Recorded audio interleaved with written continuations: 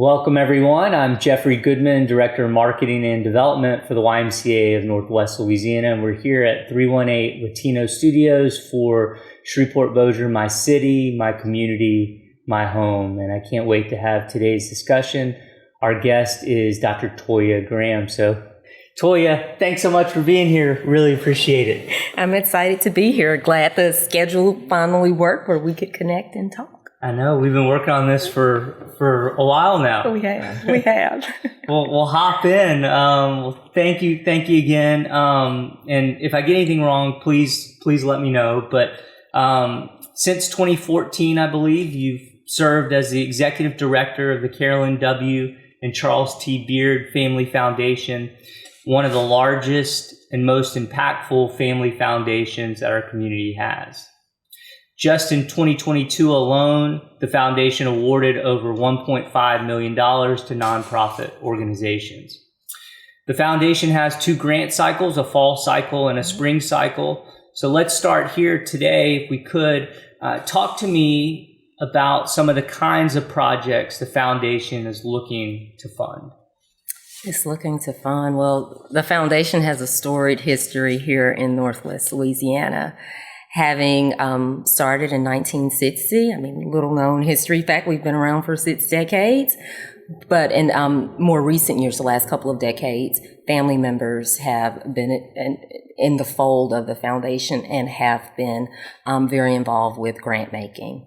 And so to really answer that question about projects, organizations, programs that the foundation is interested in funding or partnering with, I'd really have to go back to that history of even 1960.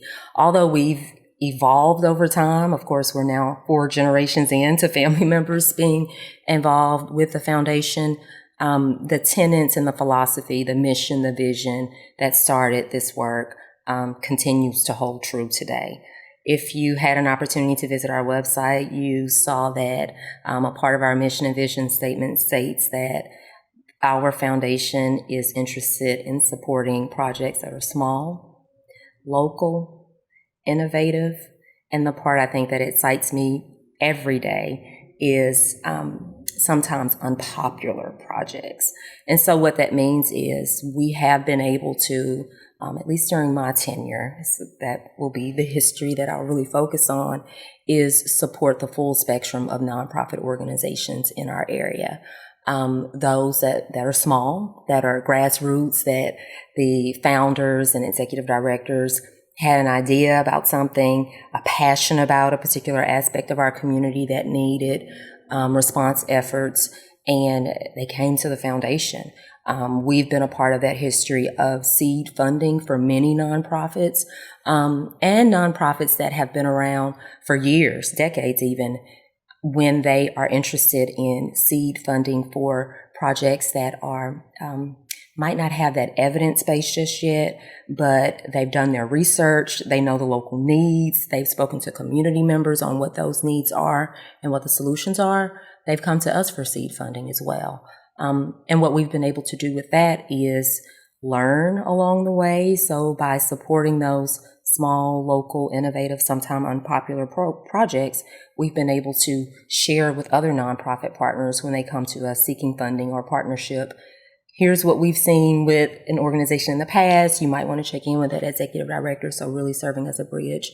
So that's really been a part of our history, that particular aspect of our mission.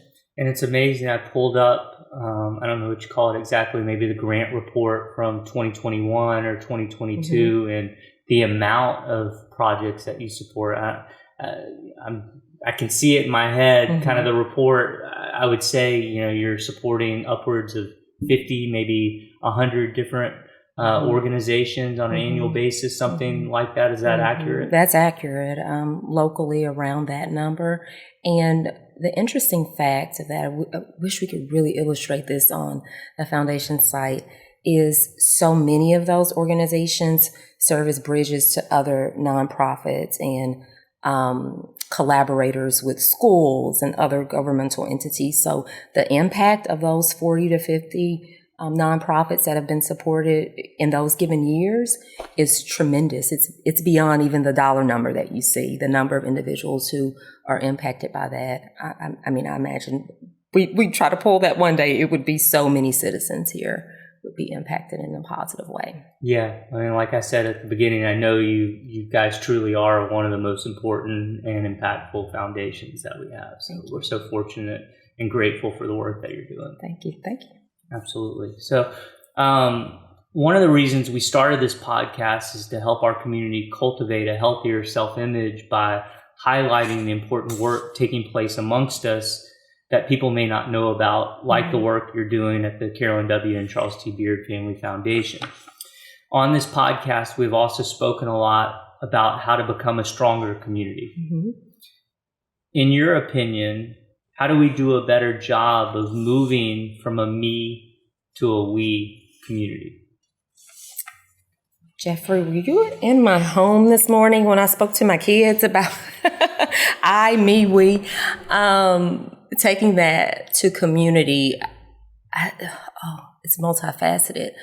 I think the first aspect of moving from me to we is more dialogue, and having opportunities where the dialogue is two-way. So it's not a particular person in power or authority or perceived authority speaking to a group, but more so with a group. That demystifies so many of our challenges in our community when we dialogue and have conversation. And from my experience as executive director of the Beaird Family Foundation, having the opportunity to speak to so many different nonprofit leaders, passion workers, hitting the pavement, I've had the ability to listen, actively listen, take a seat back and really listen to what they're sharing with regard to concerns and solutions, but also two-way, share how the Beaird Family Foundation is interested in being a partner in that solution-driven work, how we are interested in learning. And so as a community, I think moving from me to more of a we is cultivating this ecosystem of listening, learning, dialogue. And I think with that, we, again, demystify what we might think of a particular group or, someone not in our zip code or a challenge that's in a zip code that happens to not be our zip code. I think it starts with having those opportunities to listen and speak and have two-way communication. Completely agree. And I don't want to put you on the spot, but I didn't even think to ask this, but just listening to what you said, does the Beaird Family Foundation, aside from just granting an organization money, do they, what does that partnership look like, or what does that proactive role look like that you play in addition to the grant dollars provided? Well, we have had some special projects that allow nonprofit, or at least set the stage for nonprofit partners in the community that traditionally have not partnered together, or just had conversations about operating and capacity building and just mentorship and support. We have set the stage a number of times in starting that initial conversation, bringing them together. So many times, so my background is in education, mainly nonprofit organizations with educational institutions. And I liken a lot of my experience in the education arena to the nonprofit sector and philanthropic entities, in that sometimes we can be so focused on our one siloed approach or issue or tackling whatever might be happening within our entity that we have limited time to take a seat back and really think more deeply about other opportunities to tackle some of the issues we're dealing with. And we have found through some of our conversations and really bridging nonprofit partners that they have, some of the outcomes have been, you go to the financial side, some of it is financial, that one can take on an activity that another is doing and partner together. But then also just the capacity piece in general, having executive directors that have been in the field a less number of years than another executive director who's seasoned, having them to just have conversations or even coffee. The monumental effect of that has been, it's been astounding. So we have been able to do that, really bringing individuals to the table that otherwise might have not had the opportunity. And then really stepping out of that process, that they are the experts in their field, that our role as a partner, as a philanthropic partner, is to bridge and offer that communication, maybe connection for them, but then allowing them to really define how that looks based on their needs and what they can offer to one another. I love that. I didn't even know you guys were playing that role, but that makes perfect sense and is so critical and helpful and needed. Yes. And Jeffrey, we have in the past hosted orientations prior to COVID, and of course the last few years after COVID, we've done more on-demand one-on-one technical assistance orientations during our grant cycles.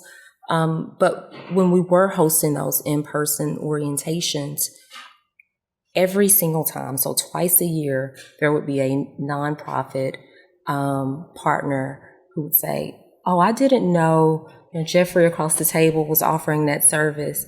Oh, and you're just a mile down the road. Here's my card. Let's meet up." And so that really, we took a more formal approach to offering more of those connections, even outside of orientation, once we realized they weren't happening, because we learned that during orientation. Yeah, it's so important to have someone who knows the lay of the land better than you do and is willing to collaborate or share that information and connect entities. It's such I agree. I mean, it's such a critical piece of the work that we're all trying to do. So thank you. Another recurring theme on this podcast is our identity as a community, who we have been, who we are, and what we're trying to become. For friends of yours who maybe have never been to Shreveport-Bossier before, I'm just curious, how do you describe this community and this place that we all call home? What a question. How do I define Shreveport? So the first thing I would say is, so many times when we travel and you mention Shreveport, Louisiana, someone will then say, "Oh, New Orleans, Mardi Gras and beignets." No, we're up the road from New Orleans. But we have some of that culture, of course, because we're in Louisiana, but we're nestled closer to Texas than, or Dallas, if you will, than New Orleans. But our identity, I would say we are a resilient community. Looking at the history of our area, definitely, located in the Deep South, our history is rooted in lots of trials, tribulations, lots of challenge. When I consider our present and the identity that we have now, we are bridging so many gaps that in prior years, I've lived in Shreveport most of my life, moving away for college, and I made the choice to come back to Shreveport because I think we have just the right number of people who care, if that connects. We have tremendous challenges when you consider the statistics around crime, education, illiteracy. There are a number of areas, of course, that we as a foundation are responding to. It is the work that we are focused on. But when I think about the inspiration that I'm able to feel on a weekly basis from community members who reach out with ideas or activities that are taking place that are like little known granular nuggets of change, I just think our identity is just rooted in resiliency. There's no erasing the past, but there is so much opportunity before us, and the community is doing the work, whether it makes it to, a lot of our media. And media is doing really good here lately, the last few years of sharing bright spots. But there's a lot of work that is taking place behind the scenes outside of the sector that one might be working in that might not even be familiar with it is happening to really forge positive change. Love that. And so now we're going to kind of dive into even more specifics, pretty much around what you just said. So my first question is, as you look around our community, what are some of the specific things that concern you the most?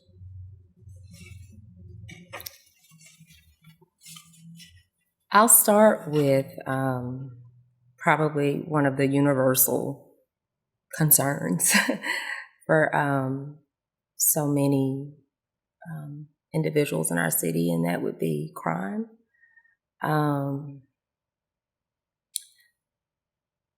But the way I look at our challenges in crime is kind of walk with me for just a minute, Jeffrey. Sure. I kind of take an approach of really peeling back the layers of, because you say crime, it's macro level, and we could be talking youth, we could be talking a particular zip code or area of the city. But when you peel back the layers of how we have arrived at this outcome of crime, my answer then goes to illiteracy and some concerns educationally with what we're able to offer and the opportunities that our youth have. You go to economic disparities, the access that some community members have to financial resources. You go to poverty, all of these elements, if you will, make up this one side of the equation that then gives us the outcomes that we have in crime. And so again, I keep coming back to the foundation and how we, through our grant cycles and even beyond grant cycles, being a part of conversations about concerning areas of Shreveport or topics of Shreveport,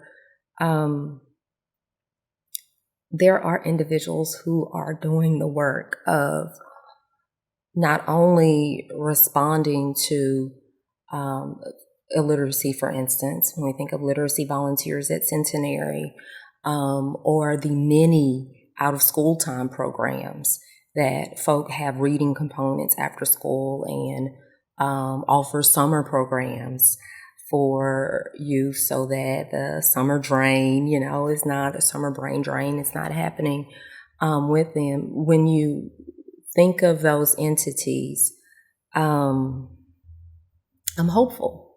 I'm hopeful that we as a community will continue to address those different elements that then lead to the outcomes that we see in crime. Just going back to something you said earlier, this wasn't one of my plain questions, but I'm just curious. I love what you said, that we have the right number of people in this community who care. What creates those people, do you think? How do you produce people in a community who care about a community? I'll give you my easiest response first, and then maybe I'll go Sure. a bit deeper with it. Youth. Around the table with my children and nieces and nephews. On weekends, we are discussing the city.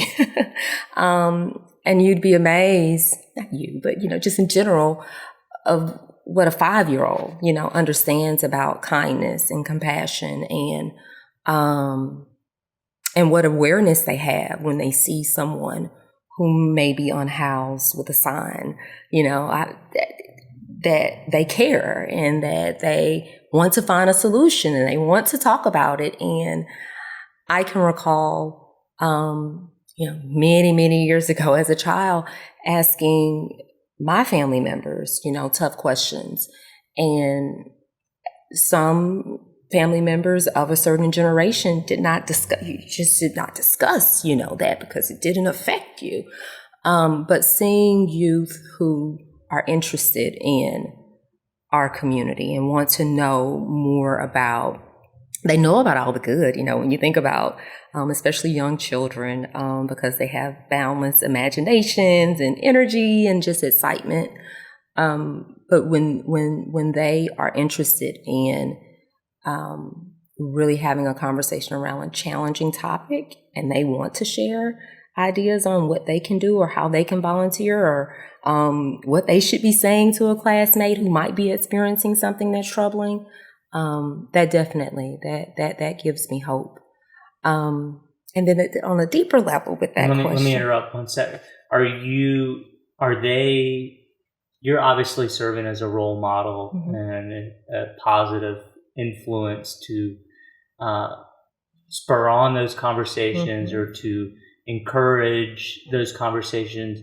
But are they also, do you feel like without you, do you feel like you're fostering that atmosphere, or that can be, there are kids out there who care without that kind of encouragement at home, or without that person who's kind of providing a structure or orchestrating those kind of conversations? Does that question make sense? It does. I think that the part about kids at home, like whether, if it's not being cultivated in their home and kind of how they get it, I think I've seen in entities that, I'll just speak of, for instance, my daughter and her attendance at the Goldman School, the Art Goldman School, and the focus there and the inclusive nature of the programming at the ARC. There were conversations with the children about some of those aspects that I also share at home with my children. And so she would come home and ask particular questions. So I think some, or at least just anecdotally, some entities kind of lead that charge with the culture that they evoke. And then having youth be a part of that, then I think spreads. But for children and youth who might not have those types of conversations at home, I think maybe some of that is learned through school or other groups that they're a part of. That makes sense. And I mean, you hit on this a little bit, but I just wanted to kind of flip that last question and, get you to speak about other things that, as you look out and look around, that make you optimistic that we're making progress and we're moving in a good direction as a community. What are those things that, at the end of the day, you go, I'm glad to be here. I feel like all this energy and all this work that I'm doing is worth it, and I'm starting to see small positive outcomes or small benefits to all this outpouring of energy and effort. I would say, I think in the education spectrum, how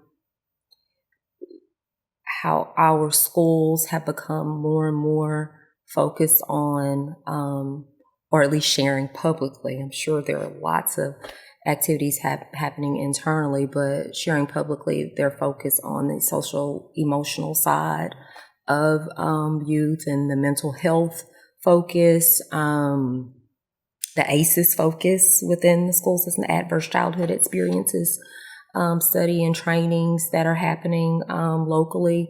And so I'm very proud of that. I share that information with members of the Beaird Family Foundation who happen to not reside, some who happen to not reside in the area, along with my family members who do not, who are unable. I have a younger brother who would love to live in Shreveport, but his industry is not here. Very excited to always share the positive aspects and forward thinking that our local school system is implementing. I also, there have been some comments recently about, the entertainment offerings in our area and the limitations of those. And I tend to look at it on the bright side of how we sustain so many of our festivals and the strength of the arts community, how it has been through COVID, and now traveling downtown today, just looking even at the public art after sitting in an office for part of the day is definitely a bright spot for our area. So that makes me proud when we have visitors in town and they see it. That makes them proud, I think, even. They have questions about, those artists and so on. I'm also very excited to see some of the economic growth that we're seeing with industry coming. The port has continued to be a strong force in our area, and now having the former GM plant occupied here soon, and Amazon. So that gives me hope that for our area, and especially in response to the data related to poverty, that many of those work opportunities are going to be of the higher wage end and offer benefits that families locally definitely need, that we know then compound to other positive outcomes for our area. So all of that makes me very happy about Shreveport. Yeah, no, those are all, and I think you are a glass half full kind of person, which is wonderful and much needed. So I appreciate that.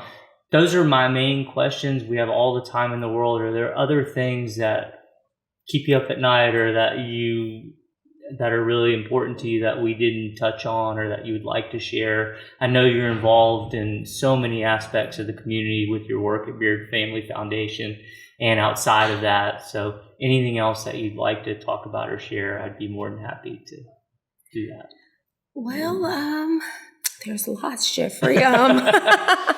But I'll share just a few areas that personally I have really taken an initiative to dig deep into, reading a lot about, visiting with individuals who have expertise or interest in these areas, and that being the first is the fact that Louisiana is at the top of the list in the United States for Black mothers and babies dying.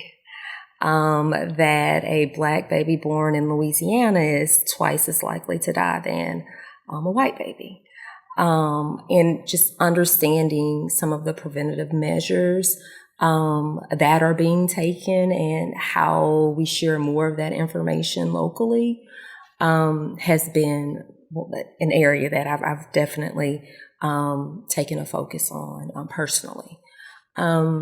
The illiteracy piece. And let me just, on the infant mortality piece,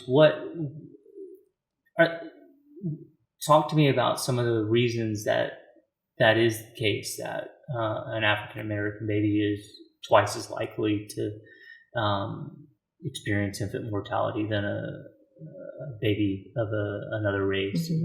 What are the contributing factors to that? A number of reasons. One is access to quality healthcare. Some of so some of the research that I've pulled, again, not an expert in this area, but some of what I've read is that many of the mothers who have been affected were either uninsured or, well, I'll say uninsured. I'll start with that.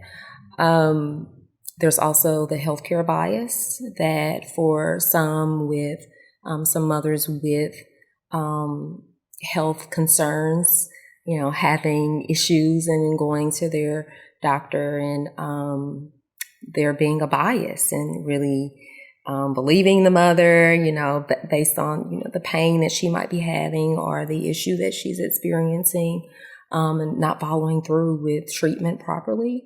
So there's a number of reasons. The state does have a review board that has produced reports on this. I think the most recent one might be from 2021, around that time. So the data that I'm referencing is a couple of years old, but the trend that I'm pretty sure will continue. So it's just an area that I'm very concerned about. Sure. And then you were saying illiteracy. I jumped in, and was the next one you were talking about? Yes, illiteracy. And I had the fortune of meeting with someone, the president of the Center for Language and Literacy, based in Metairie, but have a statewide reach and focus. And she shared some numbers that, just would astonish you, that in our state, 25% of fourth graders are at basic level literacy reading levels. 75% aren't there. And when we look at our local data, in North Louisiana, so many of our third graders, when they're completing their standardized tests each year, they're not at that basic level of English and language arts. And we know from research that if they are not prepared in that way and proficient in ELA by the end of third grade, they then struggle in fourth grade and on, because you need that proficiency to learn all the other subjects. And the data goes on that they are more at risk to drop out, they are more at risk to be idle during their teenage years versus active in school or employed or going on to trade or some higher learning. And so in the life path of individuals with low literacy it's not positive. And so that is another area that I have been really intimately taking a very deep dive into, and just understanding more about the response efforts locally on how schools and especially nonprofits, because that's the sphere I'm operating in, are responding to that, and if there are ways that they can blend literacy into other types of programming, whether it be mentoring programs or programs for parents, where they're supporting parents, how we support more early literacy and adult literacy too. So even for parents who need that additional support and know that they can do that, and have the support in order to develop their skills further. Well, I know we have so many challenges, and I know you guys are critical and rising to help us, be more aware of those challenges, and then to start to put solutions together and proactively try and do better as we move forward. Is there anything else that you'd like to mention or share? I appreciate so much all that you're doing, and having you and the Beaird Family Foundation in this community. Thank you for this opportunity to share about our work and to share a bit personally about some of the areas that I'm also concerned about. Of course. Always great to see you, Toya. Great seeing you. Thank you. Thank you. Appreciate you.